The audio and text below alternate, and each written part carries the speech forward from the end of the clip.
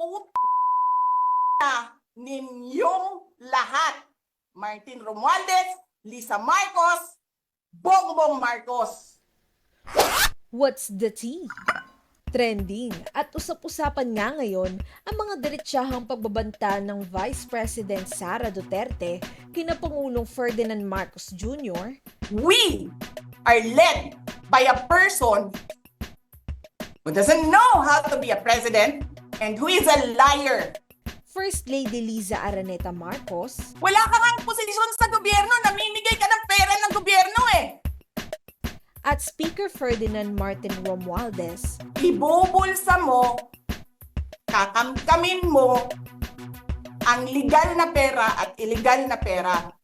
sa isang virtual press conference na inorganiza ng mga taga-suporta ni Duterte nitong Sabado ng madaling araw. Kinwestiyon din ni Duterte ang kakayahan ni Pangulong Marcos na maging presidente ng bansa, gayon din ang pagiging sinungaling ng Pangulo.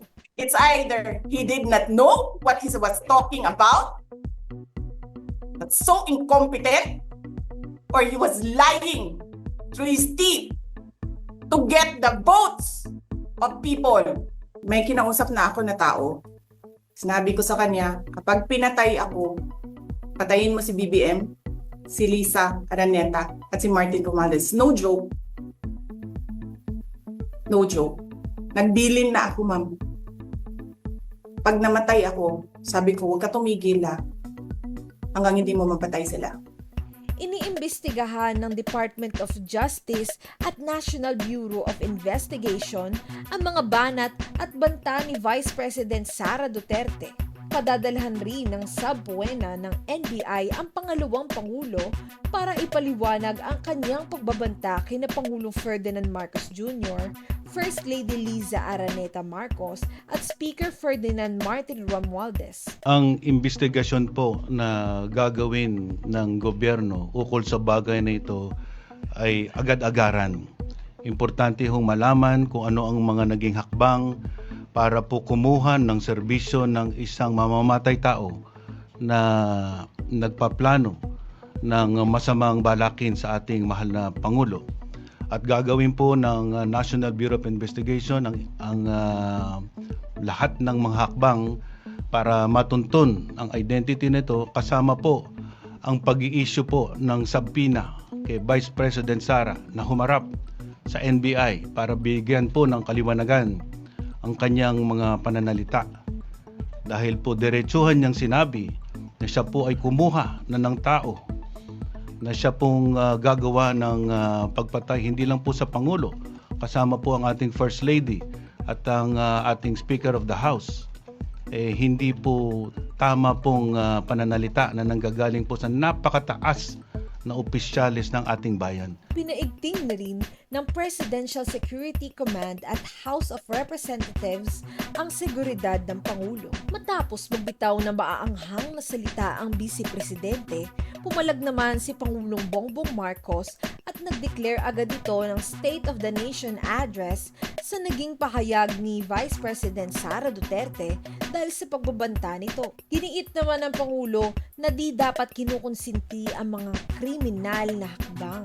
Maliban dito, binatikos din niya ang tanggap-pagpigil ni Duterte sa dalawang sangay na kongreso na maungkat ang katotohanan. Nakakabahala ang mga pahayag na narinig natin nitong mga nakarang araw. Nandyan ang walang pakundangang pagmumura at ang pagbabanta ng planong ipapatay ang ilan sa atin. Kung ganun na lang kadali ang pagplano sa pagpatay ng isang presidente, paano pa kaya ang mga pangkaraniwan na mamamayan? Yung ganyang kriminal na pagtatangka ay hindi dapat pinapalampas.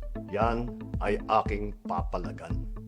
As a democratic country, we need to uphold the rule of law. Sa kabila ng mga pambabatikos, nakatuon ang aking pansin sa pamamahala. Ngunit, hindi natin ikokompromiso ang rule of law. Kailangan manaig ang batas sa anumang sitwasyon, sino man ang tamaan. Kaya hindi ko hahayaan magtagumpay ang hangarin ng iba na hatakin ang buong bansa sa burak ng politika. Igalang natin ang proseso. Tuparin natin ang batas alalahanin natin ang mandato na pinagkatiwala sa atin ng milyon-milyon na Pilipino. Magtrabaho po tayo sa ikauunlad ng Republika ng Pilipinas at para matamo ang bagong Pilipinas. Samantala, iginiit ni Vice President Sara Duterte na maliciously taken out of logical context or hindi tama ang pagkakaunawa sa kanyang mga pahayag tungkol sa bantang ipapatay sina Pangulong Ferdinand Marcos Jr., First Lady Liza Araneta Marcos at Speaker Ferdinand Martin Romualdez sa isang open letter. And the notarized minutes of the meeting where the council, whether this present council or the past councils, resolved to consider the remarks by a vice president against a president maliciously taken out of logical context as a national security concern. Sa ngayon, wait and see mga netizens sa mga susunod na kabanata ng malataleseryeng ganap na ito sa hanay ng mga lider ng bansa. Ano sa tingin nyo mga T? What's the tea?